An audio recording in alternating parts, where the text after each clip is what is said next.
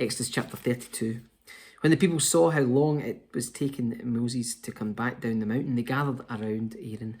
"Come on," they said, "make us some gods who can lead us. We don't know what happened to this fellow Moses and who brought us here from the land of Egypt." So Aaron said, "Take the gold rings from the ears of your wives and sons and daughters and bring them to me." All the people took the gold rings from their ears and brought them to Aaron. Then Aaron took the gold, melted it down, and moulded it into the shape of a calf. When the people saw it, they exclaimed, "O Israel, these are the gods who brought you out of the land of Egypt." Aaron saw how excited the people were, so he built an altar in front of the calf. Then he announced, "Tomorrow will be a festival to the Lord." The people got up early the next morning to sacrifice burnt offerings and peace offerings. After this, they celebrated with feasting and drinking, and they indulged in pagan revelry. The Lord told Moses, "Quick, go down the mountain. Your people whom you brought from the land of Egypt have corrupted themselves. How quickly they've turned away from the way I commanded them to live. They've melted down gold and made a calf, and they have bowed down and sacrificed to it. They're saying, 'These are your gods, O Israel, who brought you out of the land of Egypt.'" Then the Lord said, "I have seen how stubborn and rebellious these people are. Now leave me alone so my fierce anger can blaze against them, and I will destroy them. Then I will make you, Moses, into a great nation." But Moses tried to pacify the Lord his God. "O Lord," he said, "why are you so angry with your own people, whom you brought from the land of Egypt with such great power and such a strong hand?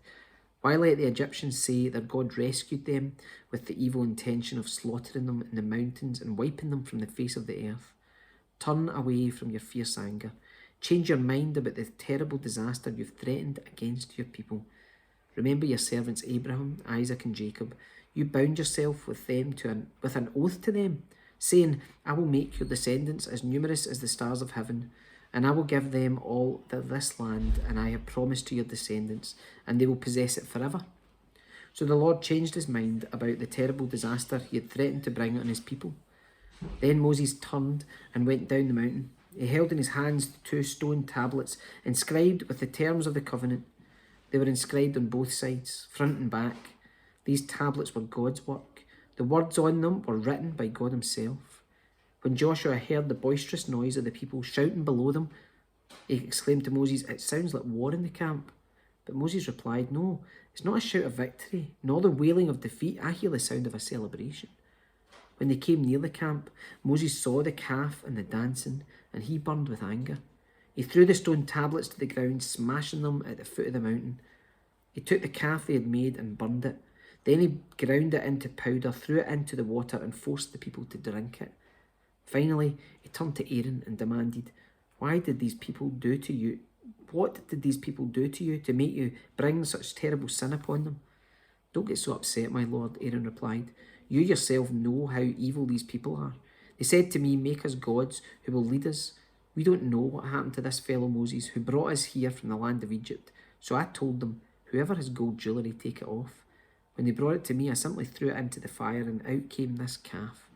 Moses saw that Aaron had let the people get completely out of control, much to the amusement of their enemies. So he stood at the entrance to the camp and shouted, "All of you who are on the Lord's side, come here and join me." And all the Levites gathered around him. Moses told them, "This is what the Lord, the God of Israel, says. Each of you take your swords and go back and forth from one end of the camp to the other. Kill everyone, even your brothers, friends, and neighbours." The Levites obeyed Moses' command, and about 3,000 people died that day.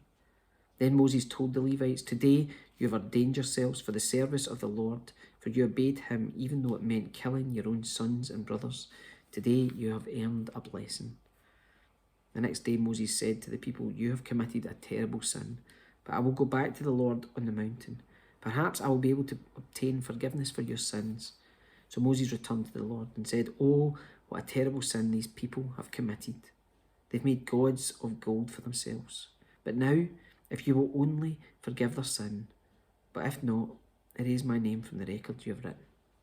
But the Lord replied to Moses, "No, I will erase the name of everyone who has sinned against me. Now go, lead the people to the place I told you about. Look, my angel will lead the way before you.